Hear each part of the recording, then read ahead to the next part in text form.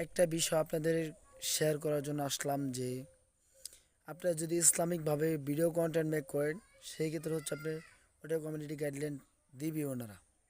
ইসরায়েলের পক্ষে আমি 4টা ভিডিও আপলোড করছি, প্লাস হচ্ছে একটা ভিডিওতে আপনার ওনারা সতর্ক দিয়ে মানে করে দিছে, মানে নোটিশ দিয়ে দিছে, আমাদের আইডি ওয়ার্নিং যাওয়ার নোটিশ দিয়ে দিছে।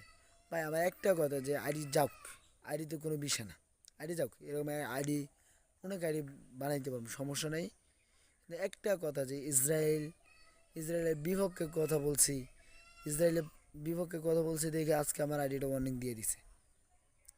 ভালো, ঠিক আছে, এরকম আইডি গেলে আমার কিচ্ছু হইব না ভাই, এরকম আইডি যাওক, বিষয় না।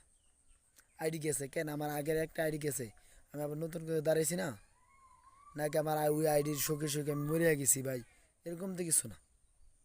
আমার আইডি গেছে, নতুন করে আমি আবার দাঁড়ামো, এটাই তো বিষয়, তাই না? ইসরায়েলের বিপক্ষে কথা বলছি, ফিলিস্তিন আমার ভাই বোনদেরকে মারতেছে, এটা পক্ষে কথা বলা যদি আমার অন্যায় হয়, হ্যাঁ যাওক, আমার আইডি ওইটা কোনো বিষয় না, যাওক।